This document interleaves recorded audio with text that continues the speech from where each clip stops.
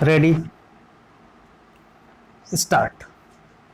Sri Jain, Learned Counsel for the petitioner, referring to the averments taken in the writ petition, has submitted that Sri Ghulam Farid had only submitted his resignation on 30th July 1979. Stop.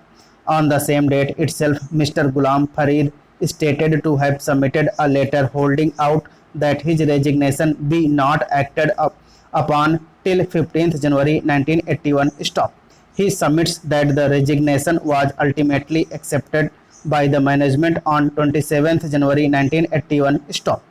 Consequent to Sri Ghulam Farid not exercising any other option prior to 15th January 1981, it is his submission that the absorption of the petitioner came into effect with the direction issued by the District Inspector of Schools on 7th January 1985. Stop.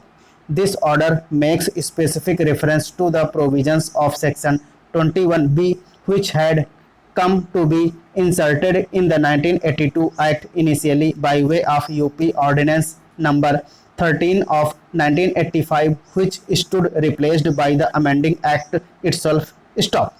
Sri Jain submits that no facts were concealed from the District Inspector of Schools. Stop. In any view of the matter, it is his submission that no reasons have been assigned to establish the charge of concealment of a material fact by the management. Stop.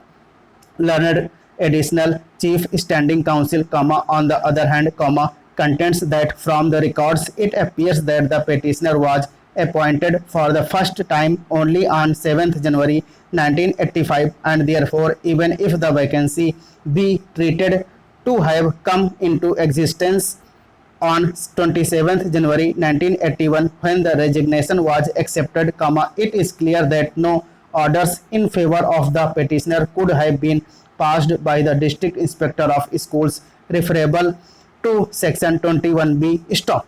The learned additional chief standing counsel in addition reiterates the objection taken in the impugned order, which rests upon the provisions of Regulation 20 comprised in Chapter 3rd of the regulations framed under the Act 1921.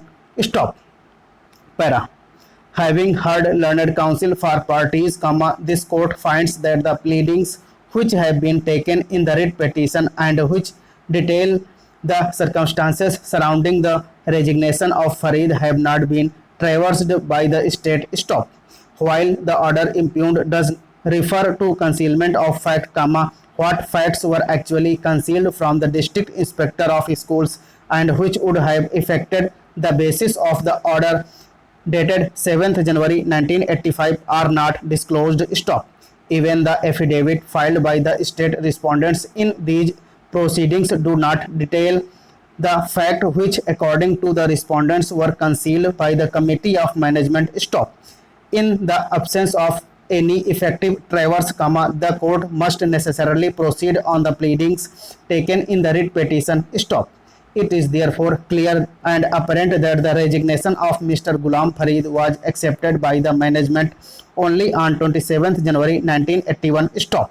The vacancy therefore could not possibly be said to have come into existence in 1979. Stop. It is not the case of the respondent that the letter of resignation submitted by Sri Farid in 1979 came into effect immediately. Stop.